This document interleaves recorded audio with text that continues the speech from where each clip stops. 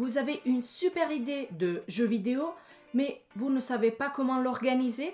Aujourd'hui, je vous explique comment rédiger un GDD efficace, le document qui transforme votre vision en projet concret. Que vous travaillez seul ou en équipe, un bon game design document est essentiel. Nous allons voir ce qu'il doit contenir et comment le structurer étape par étape. Le GDD est un document qui décrit tous les aspects du jeu, gameplay, histoire, mécanique, graphisme, son. Il permet à toute l'équipe d'être sur la même longueur d'onde et d'éviter des erreurs en cours de développement. Titre du jeu, genre, courte description et objectif principal. Donc, n'hésitez pas à donner plus de détails et à donner une brève description. Ça, c'est important pour comprendre le concept. Expliquez comment on joue, contrôle, dynamique de base, objectif. Ici, vous pouvez vraiment aller plus loin. Vous pouvez aborder le système d'exploration, les énigmes et enquêtes s'il y en a, la survie et l'attention, la progression, comment le joueur va progresser dans votre jeu, ce qui est intéressant pour le joueur. Quel est le contexte? Qui sont les personnages? Où et quand se déroule le jeu? Une fois que vous avez votre histoire en place, n'hésitez pas à créer un document à part pour le storytelling. Comment le joueur progresse-t-il? Y a-t-il des missions, des niveaux ou des compétences à débloquer? N'hésitez pas à détailler tous les contrôles, tous les éléments qui vont faire partie de votre jeu. Quel style visuel? 2D, 3D, pixel art? N'oubliez surtout pas de citer aussi la partie UI, les fontes, les couleurs que vous allez utiliser dans votre jeu. Quels effets sonores et quelle bande son? Cela va être utile si vous allez collaborer avec un musicien ou si par exemple vous voulez acheter la musique ou bien la créer avec l'intelligence artificielle. Mais vous devez absolument avoir un style de base.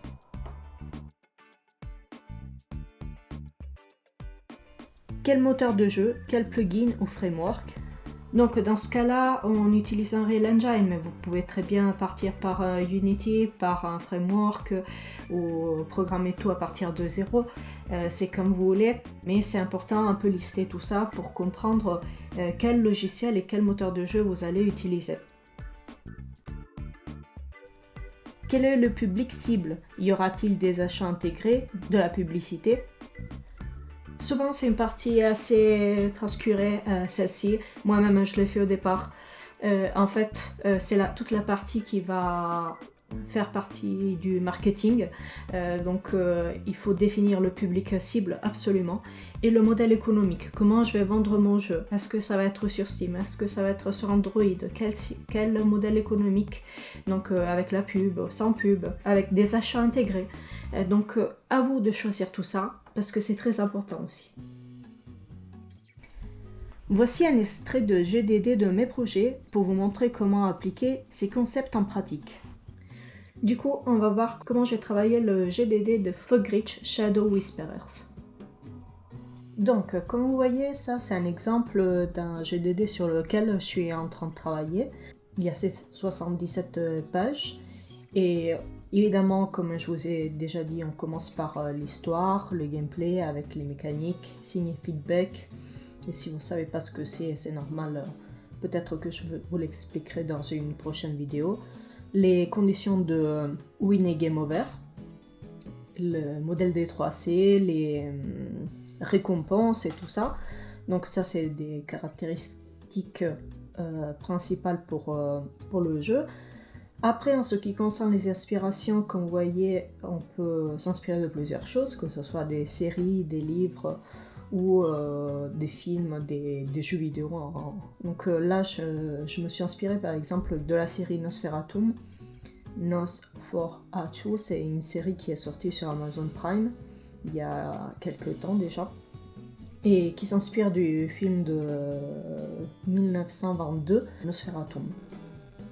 Et donc évidemment après il y a les inspirations, les concurrences, donc il faut décrire pourquoi c'est des inspirations et pourquoi c'est des concurrences. Ensuite, On a le level design et ça c'est important, je vous conseille de le détailler le plus possible. Vous voyez qu'ici on a une map dans laquelle on décrit toutes les actions, ce qui va se passer, les interactions, les jumpscares et tout ça. Parce que justement là c'est un jeu d'épouvante, donc il faut spécifier où il va y avoir des actions spécifiques. Donc ça c'est important, surtout si vous ne savez pas comment se déroule votre jeu. Il faut absolument que vous soyez capable d'aller du début à la fin. Et bref, essayez de décrire le plus possible votre jeu. Ensuite, il y a la partie des interactions des objets. Là, j'aime bien faire des tableaux par exemple. Avec la partie design, bon, on en a déjà parlé. Ensuite, on peut voir qu'il y a d'autres éléments. Il faut adapter ce que vous écrivez par rapport à votre jeu.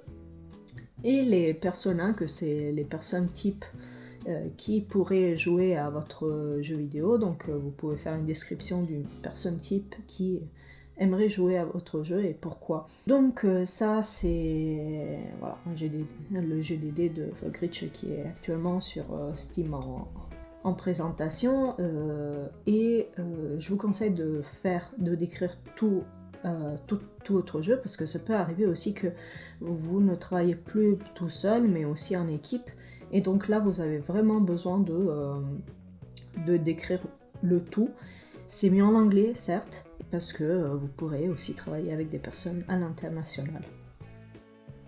Un bon GDD doit être clair, détaillé et évolutif. Il vous aidera à développer votre jeu sans perdre le cap. Si cette vidéo a été utile, laissez un like et abonnez-vous pour plus de contenu sur le game design. Et si vous avez des questions, posez-les dans les commentaires.